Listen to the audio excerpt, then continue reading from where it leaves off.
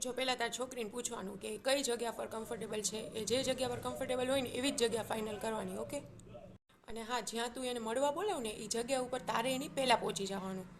કોઈને આપણે મળવા બોલાવ્યા હોય અને આપણે એને રિસીવ કરવા માટે ત્યાં હોય નહીં ને, એ બેડ મેનર્સ કહેવાય. અને હા, ભૂલથી પણ લેટ તો તારે થવાનું જ નથી. પહેલાં એને તારે પૂછવાનું કે હું પિક કરવા આવું કે નહીં, અને હા એ આવે ને એટલે ગાડીનો દરવાજો તારે ખોલવાનો છે. ઓકે.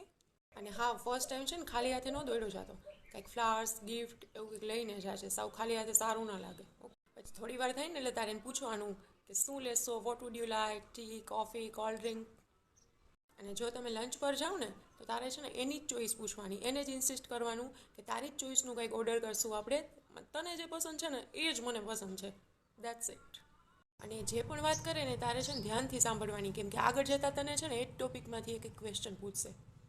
અને આવે ને એટલે કોમ્પ્લિમેન્ટ આપજે કે લુકિંગ ગુડ, કે આમ સમથિંગ લુકિંગ ડિફરન્ટ. એને એવું લાગવું જોઈએ કે તું નાની નાની વાતને છે ને નોટિસ કરે છે. અને તારા ફોલોઈંગ લિસ્ટમાં છે ને એક પણ રેન્ડમ છોકરી ન હોવી જોઈએ. હોય ને તો અત્યારે જ રિમૂવ કરી નાખ, કેમ કે છોકરીઓ છે ને બધી જ નાની નાની વસ્તુને નોટિસ કરતી હોય. ઓકે. અને એટીટ્યૂડ છે ને એ તો તું ઘરે જ મૂકીને જાજે, કેમ કે એનું અહીંયા કાંઈ કામ નથી.